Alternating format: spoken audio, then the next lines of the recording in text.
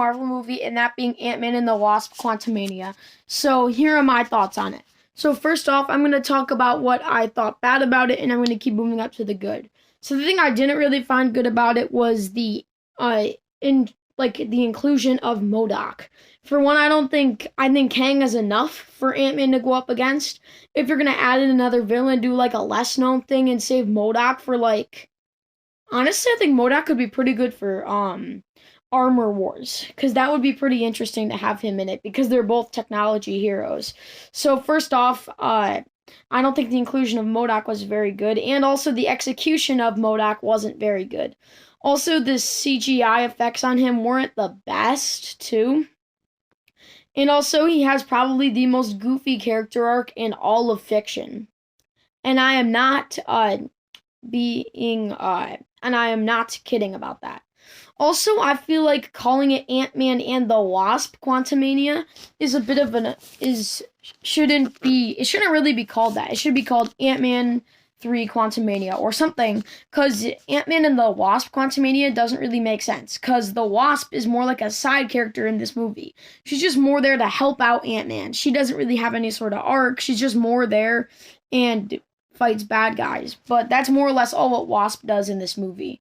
So next up, we're going to go to the things I was more or less mixed about. And the stuff I was mixed about was pretty much the stuff that went on at the end. I feel like it would have been better if they went with their original plan and had Ant-Man and a Wasp stuck in the quantum realm at the end. Even though it would have made for a less happy ending, it probably would have been way more satisfying, and it would have made the movie better. And also, I feel like not including this isn't really an issue I have with it, but I don't know why they didn't include Lewis. Even if it was just in one quick scene, that would be pretty good. Also, I feel like King was a bit nerfed, but I feel like it makes sense the way he was nerfed, and I still did like that.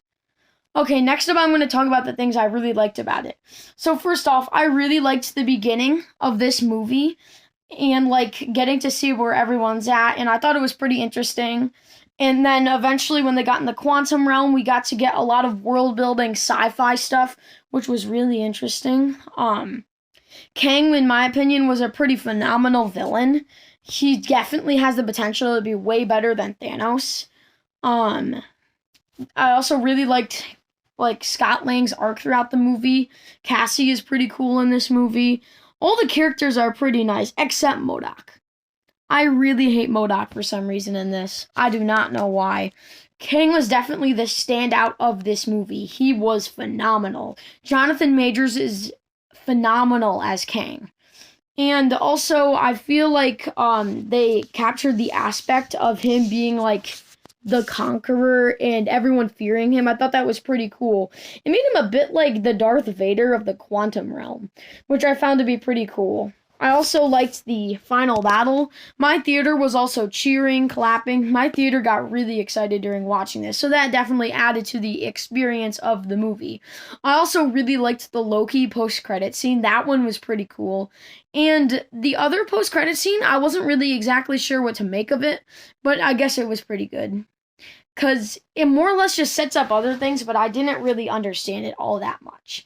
I think it's the Council of Kangs forming together to take out Kang. I could be extremely wrong, or I could be right. I have no idea. This movie makes me very excited for the future, and it's also very fun to see all these characters again, and it makes me appreciate Ant-Man as a character way more than I used to. And also, it makes me like the other two Ant-Man movies way better. That's my thoughts on Ant-Man and the Wasp: Quantumania. Tell me what you think down in the comments. What did you think of it? Did you agree with the critics, or did you agree with the audience? I agree with the audience, and I would give this movie a solid 8 out of 10. If it's a 7.5 or even a 7, I would understand. It's not a movie for everyone, but I thoroughly enjoyed it, and that is my take on Ant-Man and the Wasp: Quantumania.